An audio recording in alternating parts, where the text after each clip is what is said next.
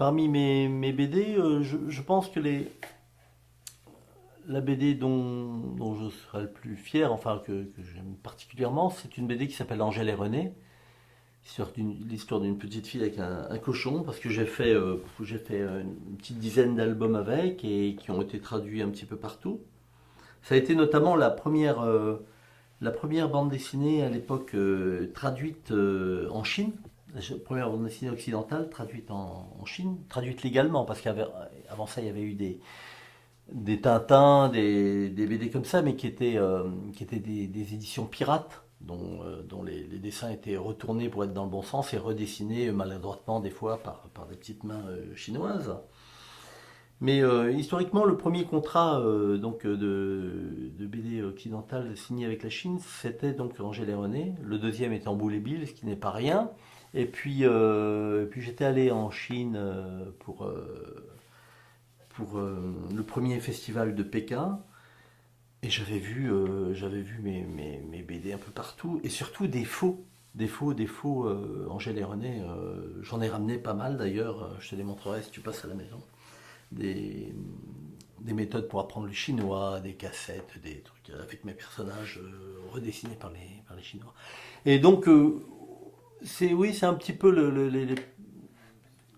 de mes créations, c'est un petit peu celle que j'affectionne le plus parce que c'est une BD qui plaît aussi bien aux tout petits, aux enfants qui savent à peine lire et dont les parents leur lisent des pages parce que c'est des pages de gag. Et j'ai des lecteurs de plus de 70 ans aussi et qui se retrouvent complètement dedans. Et voilà, ça serait donc je suis fier, c'est un grand mot, mais disons que je suis content d'avoir fait ces petits personnages-là, auxquels je redonne vie aujourd'hui, puisque je suis reparti sur une auto-édition, voilà, que j'ai dit moi-même de cette série. Donc j'en ai ressorti 4, là, 4 albums pour l'instant, et je suis sur la suite. Et voilà, je fais directement maintenant du producteur au consommateur. Donc j'en ai fait 4 pour l'instant. Et que j'ai tous fait sur la plateforme Ulule. La plateforme Ulule, c'est assez sympa. C'est ce qu'on appelle du crowdfunding, une plateforme participative pour parler français. Et donc c'est tous les gens à qui le projet plaît peuvent le commander avant qu'il n'existe.